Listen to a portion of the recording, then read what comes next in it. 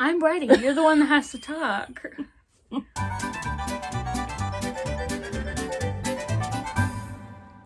Hi, it's Kim and Clara from Middle of the Book March, and this is a middle grade book haul. For the last few weeks, we've gone book shopping, whether it's at a library sale or a thrift shop. I think we went to one bookstore, which she got a couple of brand new books, but that was just a couple. We went to 2 locations of the same bookstore. Yeah, Books A Million, so we go to that store pretty frequently.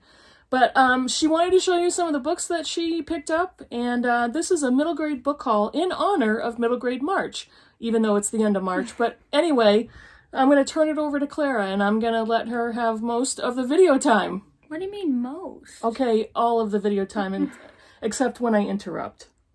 Okay. My first one is Half Moon by, I think it's Ian I think it's Ian Colfer. Colfer. It's... You want me to hold the book up? Yeah. His first name's Irish, so obviously I can't pronounce it. I'm not Irish. I try.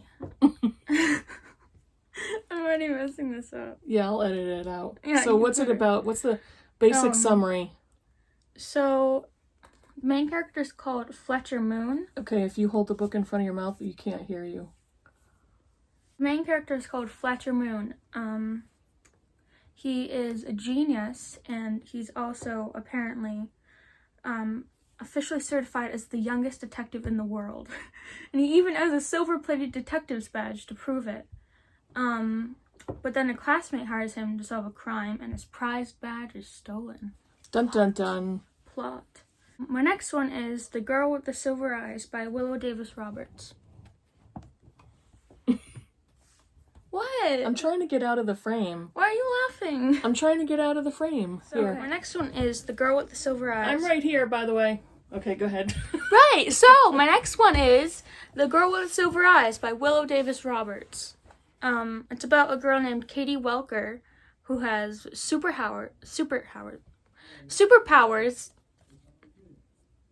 Go ahead, you talk, I'll hold it up. I need to read the back. Okay, go ahead. Who has superpowers and also silver eyes. So that seems very interesting.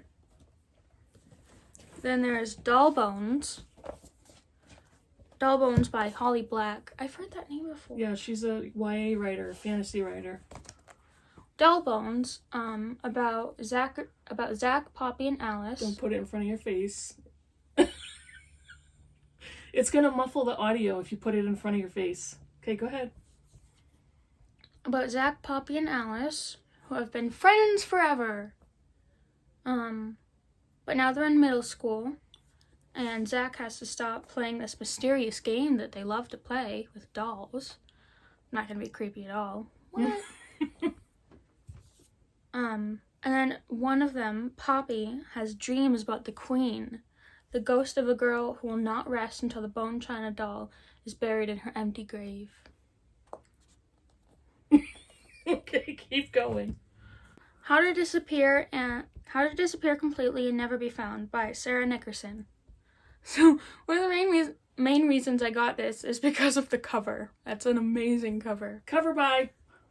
Yeah. Most stories start at the beginning, but I really can't say I know where that is. I want to know more. Okay, keep going. And then we have Garden of the Purple Dragon by Carol Wilkinson. Cover by? Another cover by? Maybe. I don't. So, in the time of the Han Dynasty, Han, in ancient China, a young orphan struggles to fulfill her destiny. That sounds good. Little Bird That Sings by Deborah Wiles. I love this cover too. 10-year-old Comfort Snowburger knows a thing or two about death. Her family owns a town funeral home, and she has attended 247 funerals. Wow. Yeah. And then we have, this one was definitely a cover by. So, The Headless Cupid by Zilpha Keedy Snyder, I think. Zilpha Keedy Snyder. Look at that cover, though. When the four Stanley children meet Amanda, their new stepsister, they're amazed to learn that she studies witchcraft.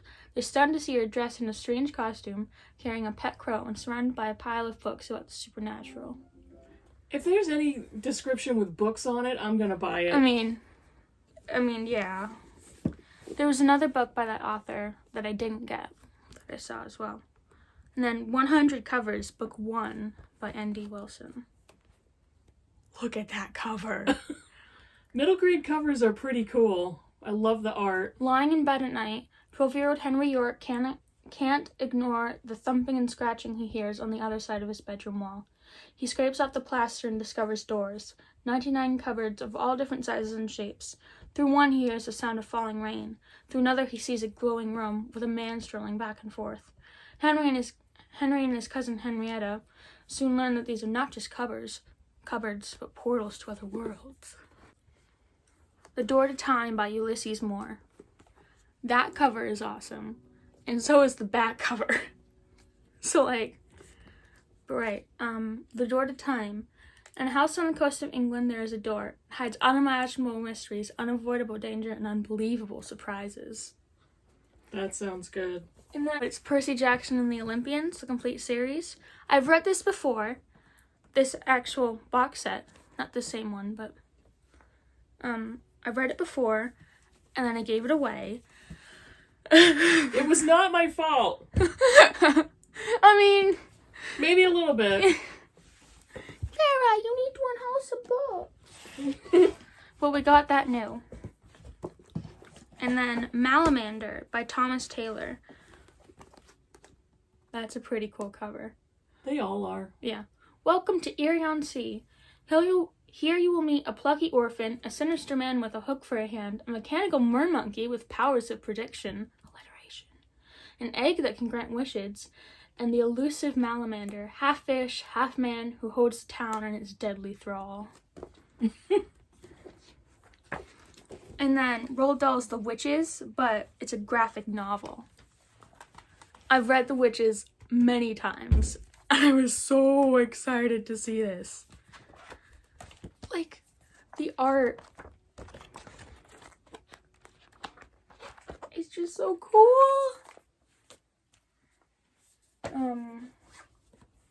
And then Trouble Twisters, The Magic. Are you a trouble twister? Jade and Jack Shield's lives are changing in a very, very strange way.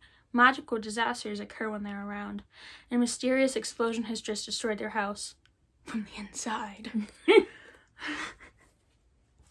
And then The Unwanted by Lisa Mcmahon. One of the reasons why I bought this was a review. It says The Hunger Games meets Harry Potter.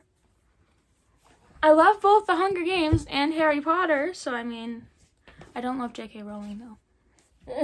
She can go back to England or whatever. Yep. Every year in Quill, 13-year-olds are sorted into categories. The strong, intelligent wanteds go to university, and the artistic unwanteds are sent to their graves. Wow. In a kid's book? Holy cow. Okay. Also, this cover, both the front and the back. The House on Falling Star Hill by Michael Molloy, or Molly. It's so cool. There's something strange about the village of Enton. That's the only description. Okay. You said I need to keep it fast. And then Emmy and the Shrinking Rat by Lynn Johnell. There isn't a description on the back of the book, but I flipped through it and it seemed interesting. Also, look at that. That's cool. That's cool. I mean, the Shrinking Rat. That's pretty. And then The Gollywobber Games. Do You Have What It Takes to Win? By Jodie Feldman. There was another one, I forget what it's called, about games in, like, a candy factory that I read. I probably have it somewhere. The Candy Makers? Yeah, I think that. Remind me of that. Are you ready? Gil Goodson's future happiness depends on winning the Golly Toy and Game Company's ultimate competition. You gotta put your happiness in a different place. And then Midnight at the Barclay Hotel. Who's the author? Right. By Fleur Bradley. When J.J. Jacobson, alliteration, convinced his mom to accept a surprise invitation to an all-expenses-paid weekday getaway at the illustrious Barclay Hotel, he never imagined that he'd find himself in the midst of a murder mystery. But everything on the cover, dust jacket, it's really cool. So, one of my comfort read series is like an elementary school series called The Puppy Place. It's kind of embarrassing, but I found one that I haven't read before, and I decided to get it. It's Gizmo. The series is by Ellen Miles. They take me like 5 minutes to read each, so...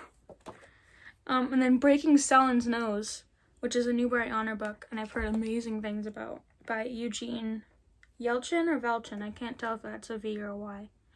All Sacha wants is to become a young Soviet pioneer until his father is taken.